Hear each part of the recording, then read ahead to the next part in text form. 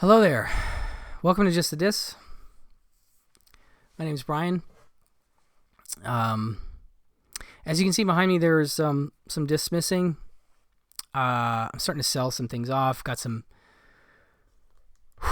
personal stuff happening. Sorry, I just did about a half an hour of recording without recording, which I don't usually do. So I'm a little exasperated. I'm going to start over and hopefully get some of the points across that I did in my previous 30 minutes. Anyway, so just channel housekeeping. I will be only doing one video a week for the foreseeable future, hoping to keep that up if I can, but some transitional things happening and it's going to be tricky. But please stick with me. Please do not unsubscribe. Please keep watching, keep listening, keep liking if you do. Today we are talking about some discs from Kino Lorber, some 80s stuff, some 90s horror, some film noir, and so forth. So I'll start with my favorite of the whole bunch, and that's just me personally, obviously.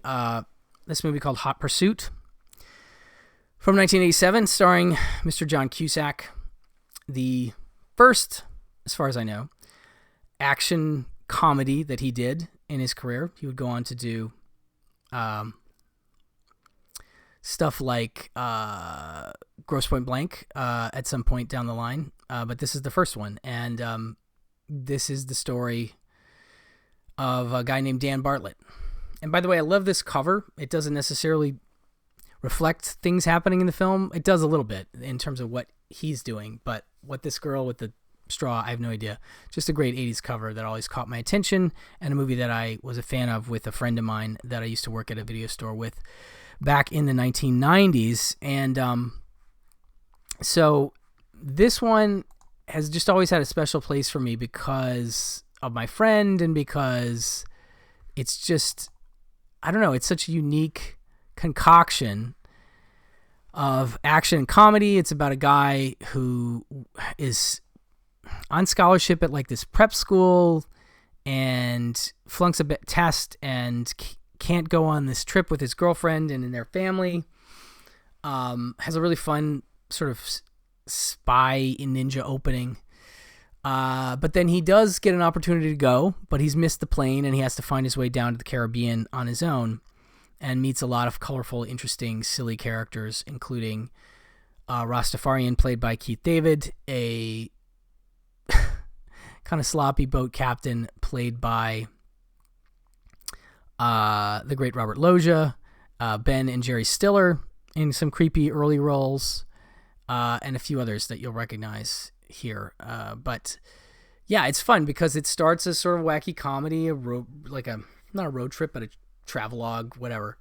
And it gets a little more tense in the back. In the last 15, 20 minutes, it becomes more of an action movie in a way. And I just have always been a fan of it. It's goofy. It's very 80s. Ends with a wonderful 80s song. And it just is one that I've wanted on Blu-ray for a long time. This is its Blu-ray debut, and I'm very happy to have it. It is from director Steven Lisberger, whose previous film was a little movie called Tron from 1982.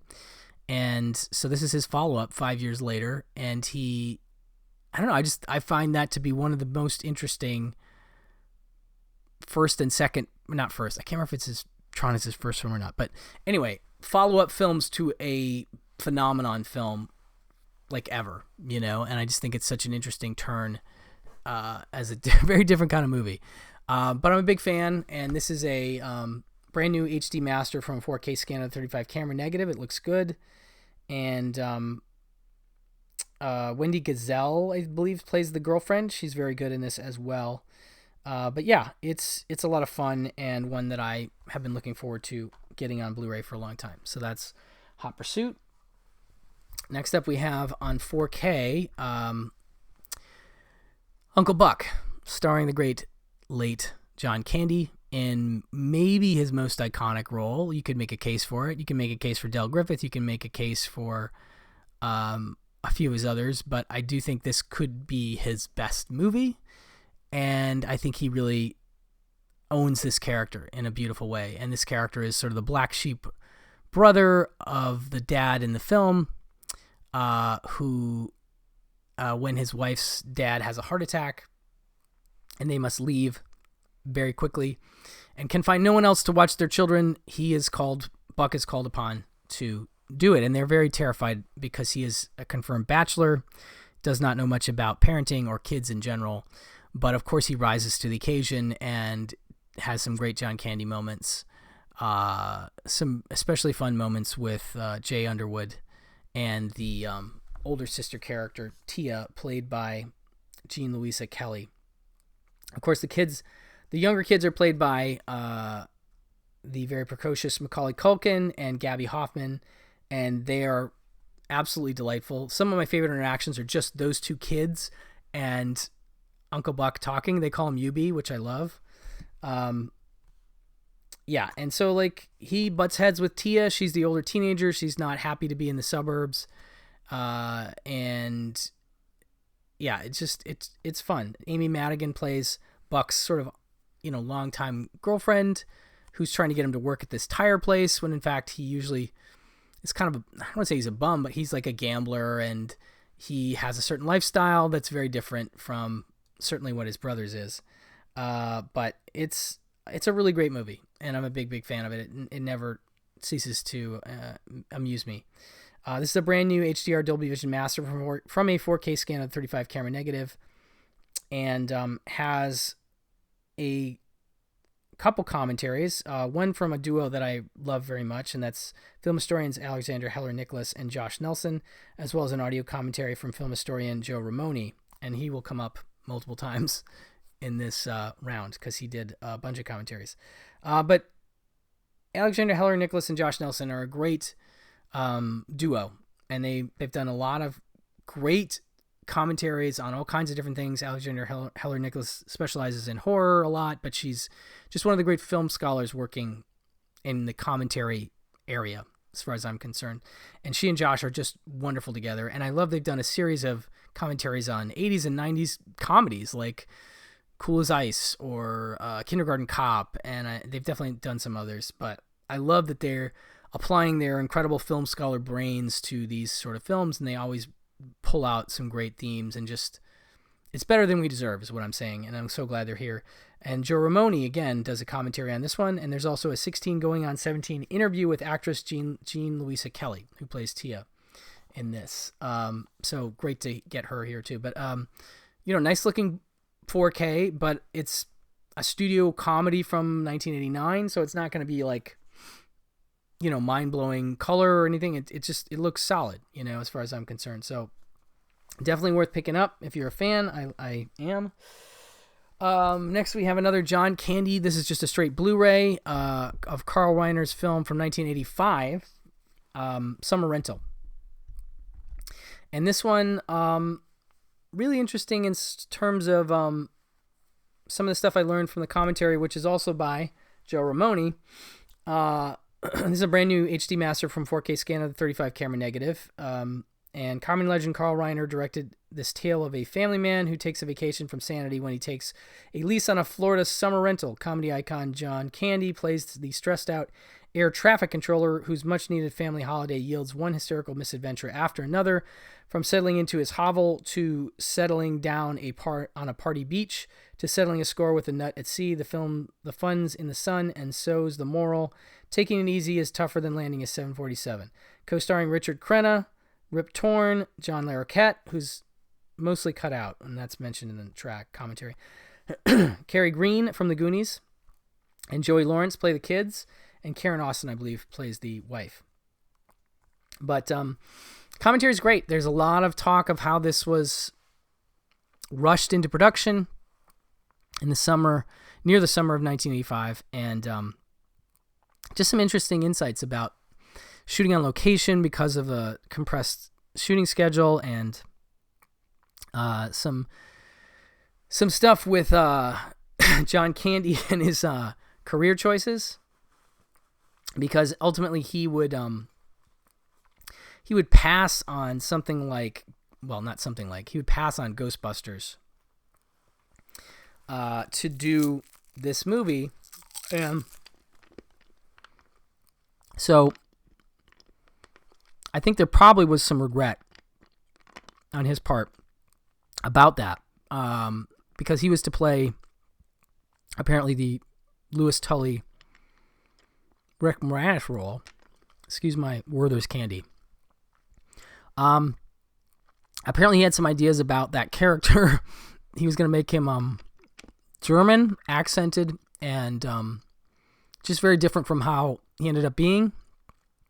So I'm pretty sure that that caused a rift between he and director Ivan Reitman.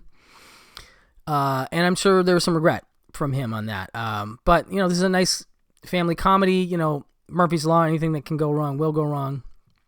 Richard Crenna plays the snooty yachtsman who hates the summer renters and who is the guy that John Candy's character has to face off with at the end in a great regatta race. I'm a big fan of races at the end of movies. I'm a big fan of boat races. You can see a similar boat race in something like One Crazy Summer. Also has summer in the title. And then I'm just a big fan of endings like that. So Rip Torn plays like a similar character to the Robert Loschik character in Hot Pursuit, where he's sort of a haggard boat captain that has the ship that they end up having a montage to make it seaworthy, and can they win the big regatta at the end, just to tick off Richard Crenna, who's been really rude, despite the fact that John Candy's actually been rude to him too. There's a great conflict scene about lobsters in a restaurant. That's the beginning of their relationship.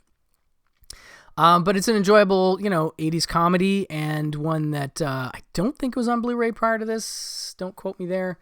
But this also, like I said, has the Joe Ramone commentary, as well as Ear Candy, the music of Summer Rental featurette, which is cool because there's a Jimmy Buffett song that they use sort of as a theme. And I want to say that Ramone mentions it as something that was never officially released outside of the soundtrack to this movie, which, it's not available. I mean, maybe it's on YouTube, right? But it's not on Spotify, and it never went to another Jimmy Buffett album. It's a really good song if you're a Buffett fan like I am. And it's used a couple times during the boat renovation scene, and I feel like another time. But lots of good stuff in that commentary, and just a fun movie. Moving on to some 90s horror on 4K, we have Body Parts, starring Jeff Fahey. This, of course, directed by and co-written by Eric Red.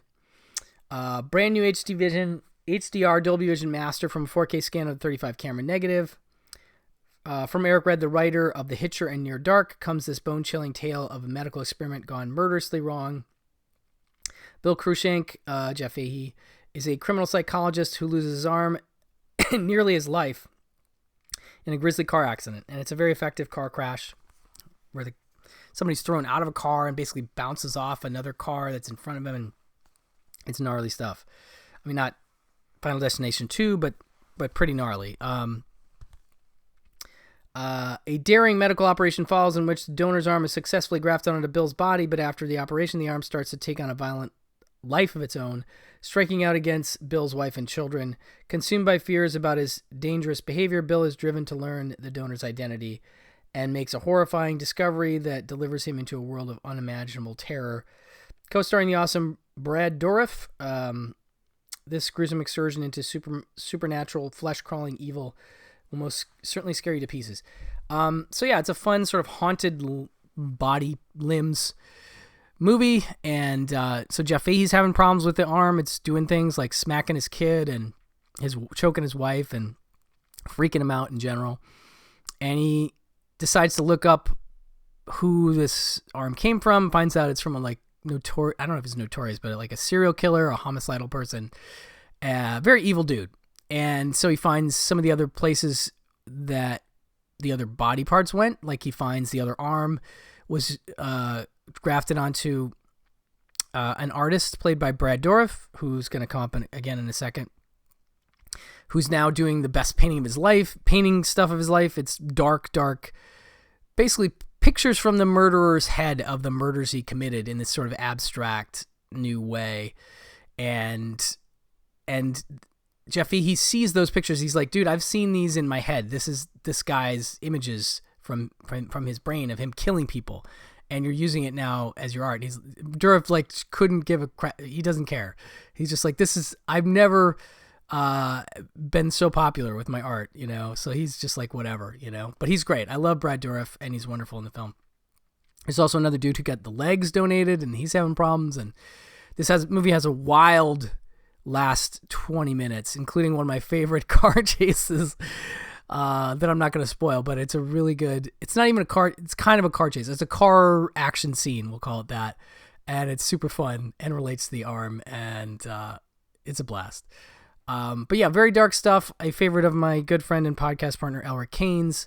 And this is a good looking 4K with some nice features, including audio commentary by co-writer-director Eric Red, deleted footage with optional audio commentary by Eric Red, interview with Eric Red, interview with editor Anthony Redman, interview with actor Paul Ben Victor, interview with actor Ben Mernick. So a ton of great stuff here. If you're a fan, this is definitely a must. Definitely one of my favorites of this group, for sure. More 90s horror. We're moving on to Graveyard Shift from 1990.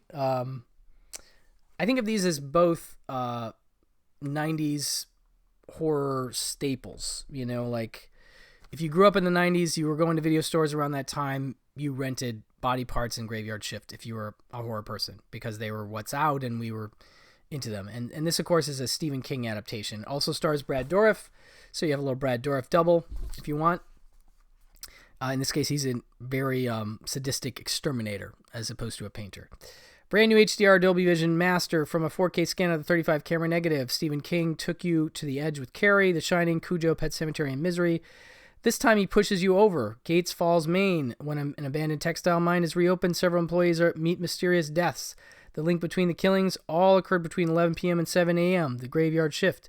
The sadistic mill foreman has chosen a group to clean up the mill's rat-infested basement, but what the workers find is a subterranean maze of tunnels leading to the cemetery, an unimaginable horror that comes alive in the dead of night. Based on the short story by Stephen King, Graveyard Shift offers nerve-gnawing suspense, grisly-packed practical effects, and a whole new reason to fear the dark. Starring David Andrews from Cherry 2000. He's sort of the main dude that comes into town. Stephen Macht from Monster Squad. He plays the dad, Andre Gower's dad in Monster Squad. And I recognized him. I was like, I know that guy. Oh, it's the dad from Monster Squad. And he's really good as sort of a very evil foreman, I guess. Kelly Wolf, Andrew Divoff, and Brad Dourif as the exterminator. But yeah, so it's a very Stephen King kind of story about monsters and rats. If you have a problem with rats, it's going to be very uncomfortable. There's a lot of squelching, a lot of rats chewing on stuff. And the monster itself, there's a big monster that's kind of like a bat rat thing. It's pretty interesting and unforgettable in its way. This has an audio commentary by film historians Howard S. Berger and Mark Edward Hoyk. And I'm a big Mark Hoyk fan. I go so far as to call him a friend of mine. I see him a lot at the New Beverly. He's a regular at the New Beverly and a very, very knowledgeable guy. So nice to see him on that commentary. Interview with director Ralph S. Singleton, interview with actor Stephen Macht, interview with actress Kelly Wolf, and interview with actor Robert Allen Booth. So some nice features on this 4K as well. Another one that looks good, some of the Paramount stuff from this time, it's not like dark or anything, but it's just one of those things that it's not as I can't explain it. Like, it looks good. Don't get me wrong. It looks good. Yeah, I don't know what I'm talking about. It's just like grainy or something. I can't quite put my finger on it, but Body Parts and Graveyard Shift are a nice double bill of 90s horror if you're a fan. One more 4K. We have this delightful 2 spaghetti western classics double 4K set. Each on separate discs, by the way. We have Kill Them All and Come Back Alone and The Hellbenders, directed by Enzo G. Castellari and Sergio Corbucci, respectively. And I was already a big fan of Kill Them All and Come Back Alone, which I'd seen on a Kino Blu-ray some years ago. But The Hellbenders, which I'll talk about in a second, was one I'd meant to see for years because it was a regular part of the Quentin Tarantino QT Fests in Austin, Texas, when he was doing them circa late 90s, early 2000s. And so it had been on my radar forever, and I finally got to watch it via this 4K, which was great. The special edition includes 2 classic spaghetti westerns, Kill Them All and Come Back Alone, 1968, from Enzo G. Castellari, the legendary director of Street Law, The Big Racket, Keoma, and The Glorious Bastards, comes this action-packed spaghetti western starring screen and television great Chuck Connors, the rifleman. In 1864, mercenary Clyde McKay Connors leads a squad of tough-as-nails cutthroats on a mission for the Confederate High Command to infiltrate an enemy fortress and steal millions in gold from the Union Army. Frank Wolf, Once Upon a Time in the West, co-stars in this fully restored, first-rate tale of betrayal and revenge.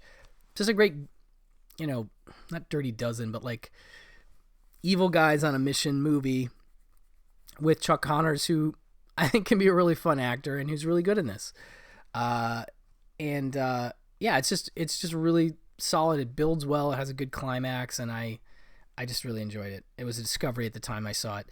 The Hellbenders, 1967, from Sergio Corbucci, the legendary director of Django, Navajo Joe, The Great Silence, and The Mercenary, comes this classic spaghetti western starring screen icon Joseph Cotten as the fanatical patriarch of a family of ex-Confederate killers who massacre an army convoy carrying millions in cash to finance an invasion of the North. Now, what's not in there is that this cash is actually on its way to be burned. They're going to get rid of it. And the Joe Cotton character, a little nuts, because he's got the idea that he's going to create and sort of fund another shot for the Southern Army to win the Civil War. So he's kind of out there with that, but that's his plan.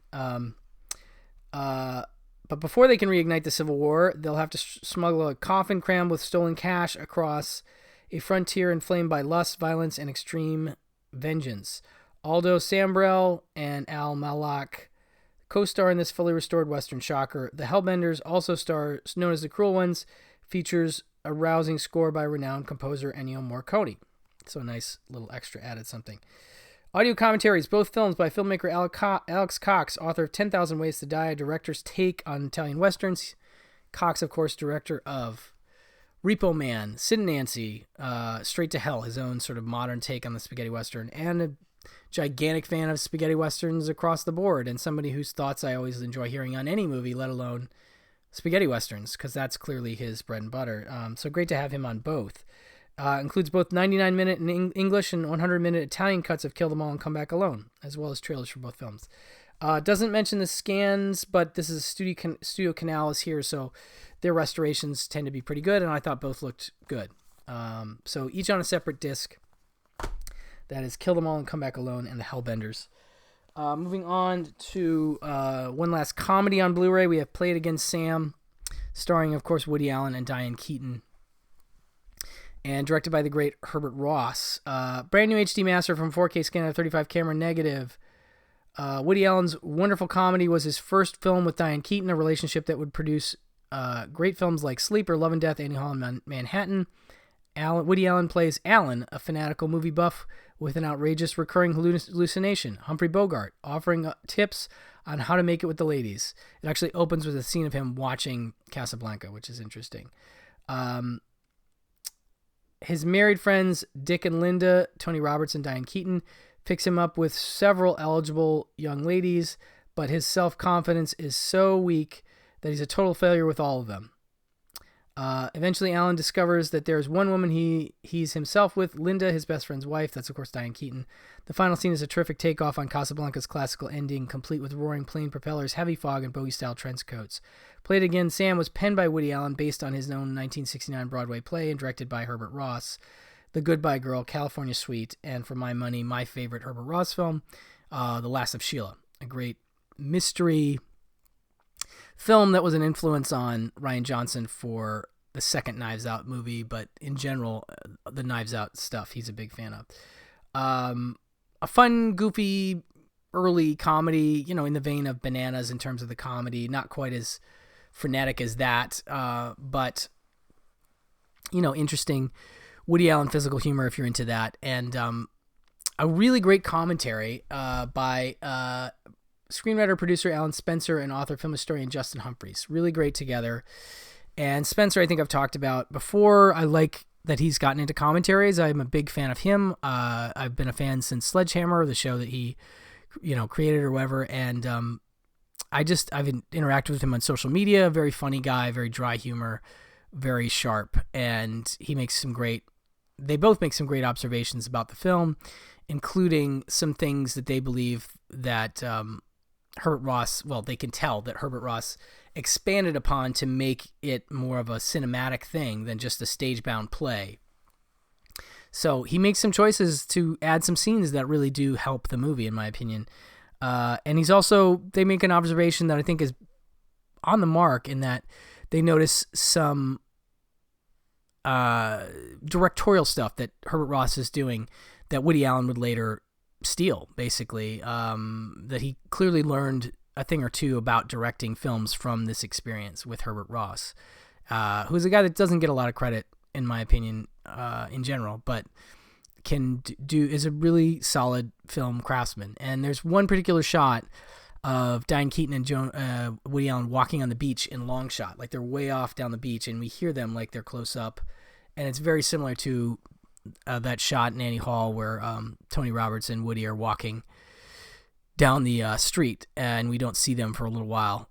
So it's clear that it was an influence, and that's an interesting thing. But again, brand new scan, and I don't know if this was on Blu-ray before, but that commentary makes it worth it for sure. Definitely check that out.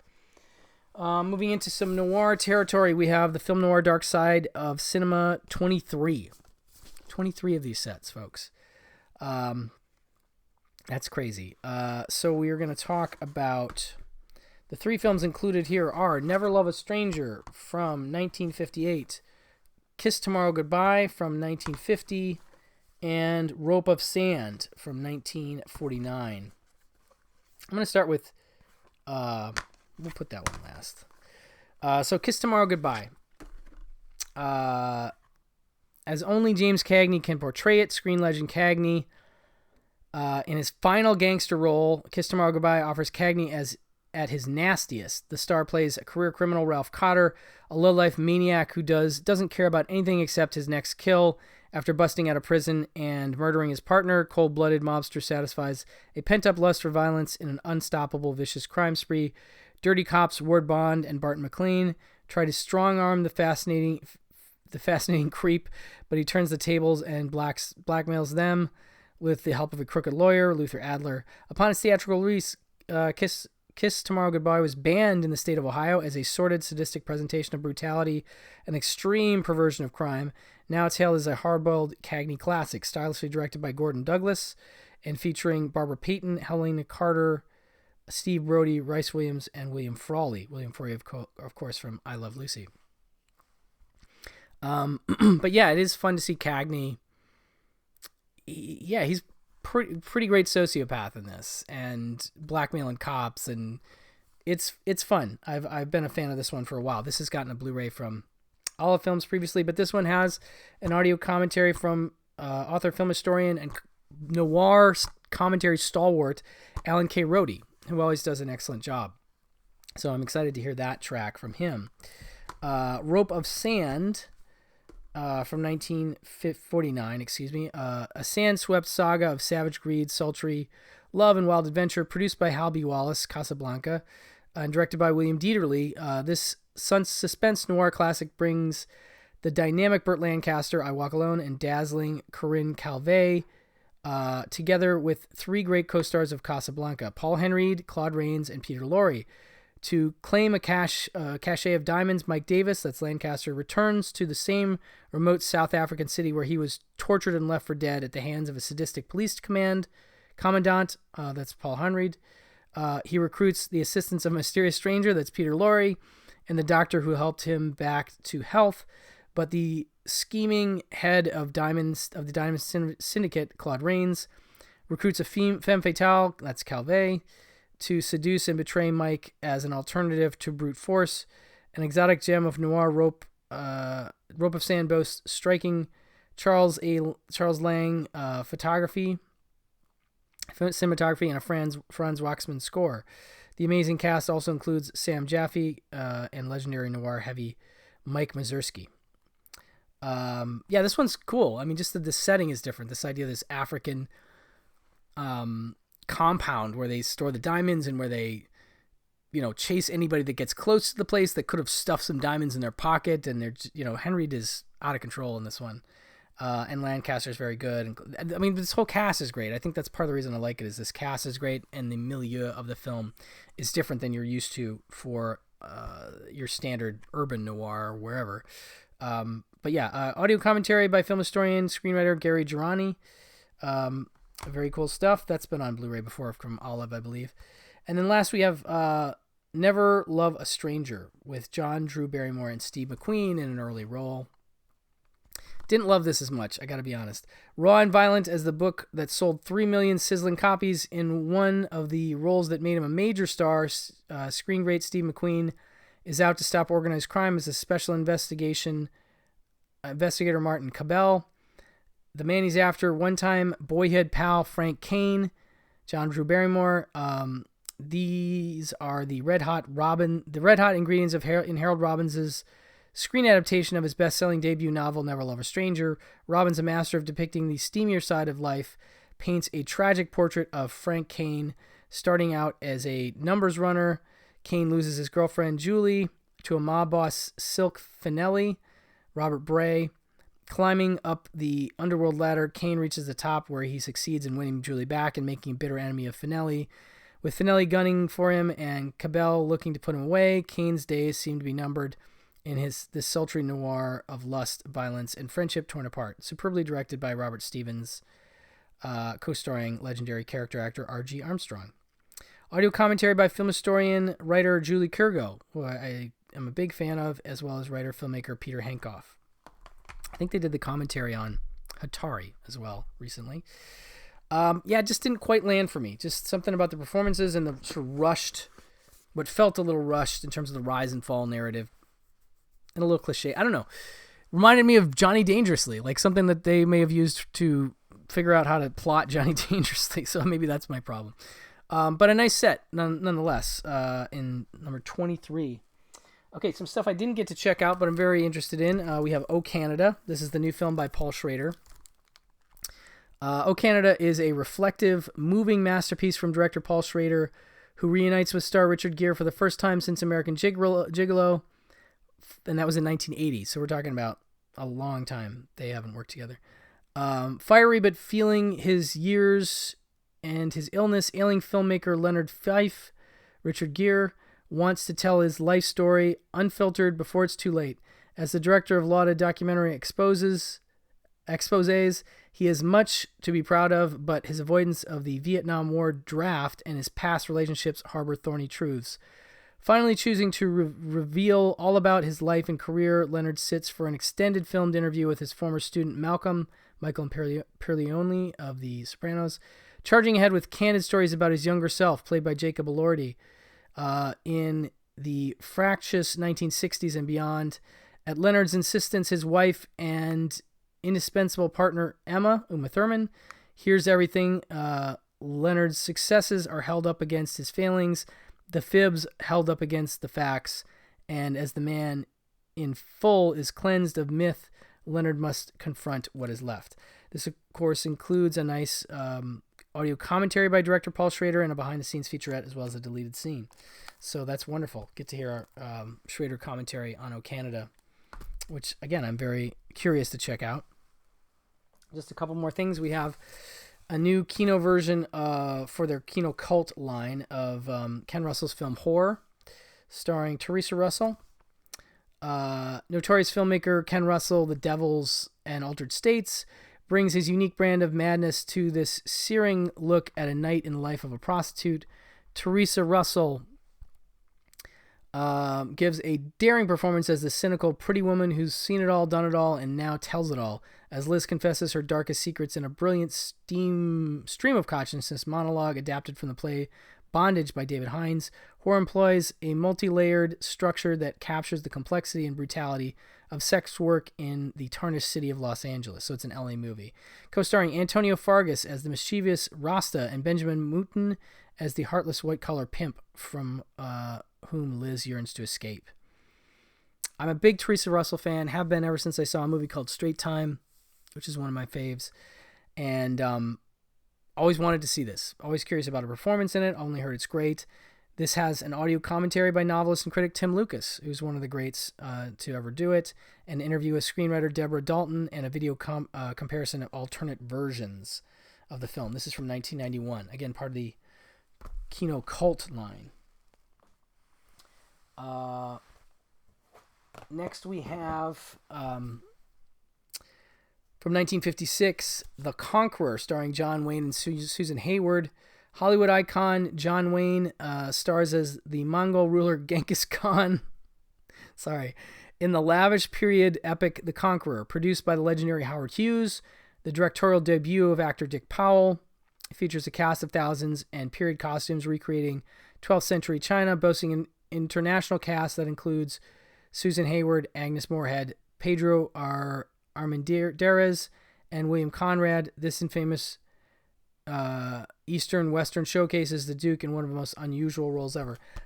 If I'm not mistaken, this is the one they say killed John Wayne, because there was some stuff they shot on location. I'm just totally off the cuff going here, so this is not a Wikipedia entry by any means, but there was some radiation in the area of some of the filming that I think gave cancer to several of the cast members, including Wayne.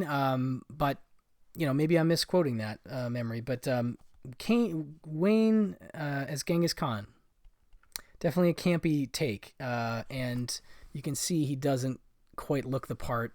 But it's one of those intriguing Hollywood missteps that can be entertaining. Audio commentary by film historian David Del Valle and film historian producer Dan Marino. Del Valle's typically a part of the campy commentaries, and I always enjoy that he's sort of become the guy for that stuff. So I've only seen this on DVD, so this is a 2.55:1, very widescreen 1956 film in color, and it doesn't mention the transfer, but looks like Universal, so they must have some kind of a decent scan of it. But curious to watch it again in all its craziness.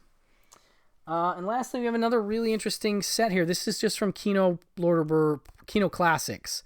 This is Oscar Micheaux, The Complete Collection. In this unprecedented undertaking, Kino Classics, in cooperation with the Library of Congress and several international film archives, pays homage to one of the cinema's most historically important artists, Oscar Micheaux, 1884 to 1951.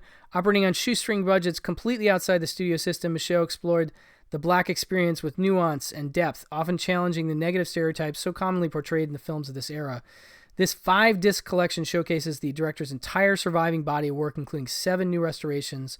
Within Our Gates, The Symbol of the Unconquered, Body and Soul, God's Stepchildren, Veiled Aristocrats, Murdered in Harlem, and the notorious Eleanor Lee. It also showcases Micheaux's rarely seen genre films such as Lying Lips, Underworld, and Swing from the best surviving elements. And it goes through, each of the discs and talks about what is on, which films are on each one, and the lengths of each of the films and stuff. Special features include an introduction by series curator and film historian Rhea L. Combs, and a theatrical trailers for select films, 2024 theatrical re-release, and so it's a nice feature in terms of the just in terms of the set. It's really neat that they've done this and made these restorations available and in this wonderful looking 5-disc set. So I'm very curious to dig into this one as well.